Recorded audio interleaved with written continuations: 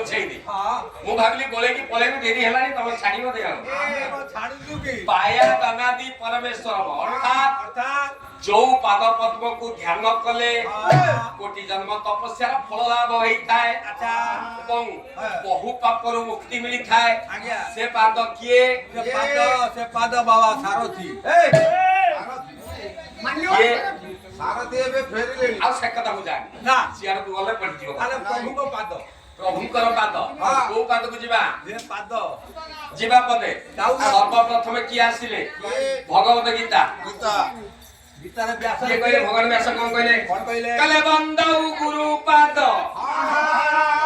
सियार बुझबाने आगे संत तुलसी को पाके तुलसी को पाके आरंभ करिया तापर व्यास को पाके रामचरित मानस संत तुलसी कोन कहले कले बंदौ गुरु पाद ये पदम परागा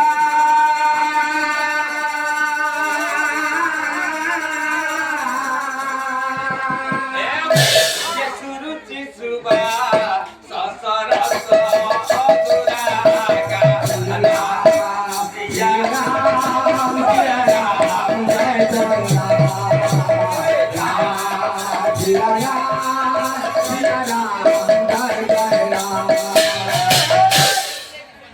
बंदौ गुरु पाद पदम परागा किए कहले संत तुलसी आगे गुरुंकर पाद को वंदना करे से गुरु किए ना गुरु किए से गुरु जे पान दुकान करतनी जाजपुर हाट रे नाइ से नो अरे हमें पुराण भीतर को जाऊ छे हमें से पान दुकानी पाखु जाऊ ताले गुरु किए आसिला भगवत गीता भगवान व्यास कहले वसुदेव सुतंग देव ये कंस चांग मर्दन देवकी परमानंद ये कृष्ण वंदे जगत गुरु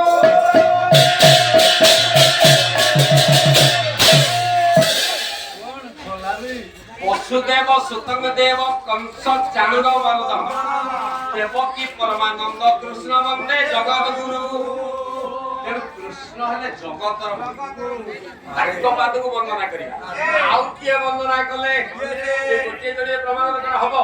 कवि न आसिले आज्ञा पाला बंचिबो पाला बंचिले कवि बंचिबो कारण कवि मान को ना खुडी जीवा को बसी थिला बेले ये कलाकार माने पाला रे मंचरे कवि को पंचौ छंती तेणु आउ जड़े कवि को आइबा ये गुरुपाद चिंता कले माने वसुदेव सुतंग देव कंसचरण वर्धन देवकी परमानंद कृष्ण वंदे जगत गुरु जगतर गुरु हेले कृष्ण जेते बेले तू आपन को टिके पंचसखा साहित्य वितु नै गेल ताले पंचसखा साहित्य वितु जेते श्री चैतन्य गोस्वामी के आसिले ओडिसा तांको संस्पर्श रे आसिले पांच जण महापुरुष किए आसिले तांको संस्पर्श जगन्नाथ दास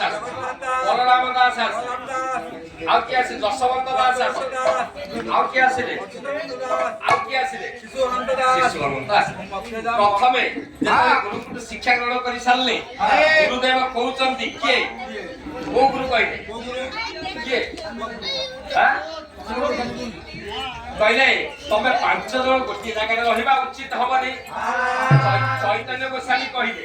तमे पांच जण गोटी जगह रहिबा ठीक हबनी प्रथमे जगन्नाथ दास कहले गुरुदेव मु कोठी रहिबी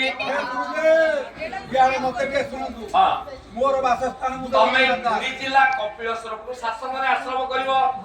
अच्छा ठीक अछि एबे मध्य आज्ञा जगन्नाथ दास रे आश्रम से अछि रहिछि मोर सहकर्मी बंधु जे बादशाह हां दुशासन बाबू जहा दीर्घ समय धरी रही से मंच फोटो उत्तोलन करचंदी वीडियो करचंदी मध्य पिला मान काणी की नचे की नै गले बहुत कला प्रेमी एवं युवा दक्ष शिक्षक बंधु मोर जने आउ जने बंधु आस्तिले सुहेत बथा ये विरति नै चंदी कारण ताक सहकर्मी को आनिले हाथी अधिक हबर अरे हमें ठाकुर ने अपनी चुटी इतर ताक बादल भाव ताक बागर ये मो सहकर्मी बंधु के रही जा ठाकुर ठीक है महा तेबे आसिले जगन्नाथ दास गले आज्ञा तापर आसिले बलराम दास कहले गुरुदेव मु कोठी आश्रम करबे कहले तमे पुरी जिला अडंग रे आश्रम कर से पुरी रा अडंग रे आज्ञा आश्रम कले बलराम दास तापर की आसिले जशवंत दास कहले आज्ञा गुरुदेव मु कोठी आश्रम करिवि ମତେ ଟିକେ କହିଦିଅ। कहले तमे तमे पुरी जिला बेकुनिया ठी आश्रम कर ତାହେଲେ ଠିକ ଅଛି। आज्ञा गले तीन आउ जने की आसिले अच्युतानंद रहिले लास्ट शिशुआनंद आसिले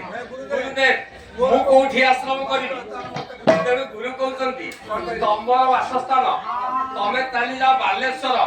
बालीपाटना सेठी आश्रम करिवि आज्ञा सिए गले बालेश्वर बालीपाटना न जगतसिंहपुर जिला बालीपाटना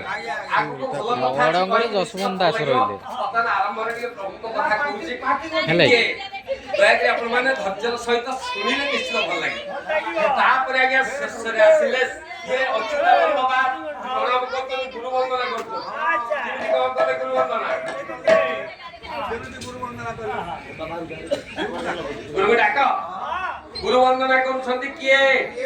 ଅଚ୍ୟୁତାନନ୍ଦ ଦାସ। अच्युतानंद दास केला भव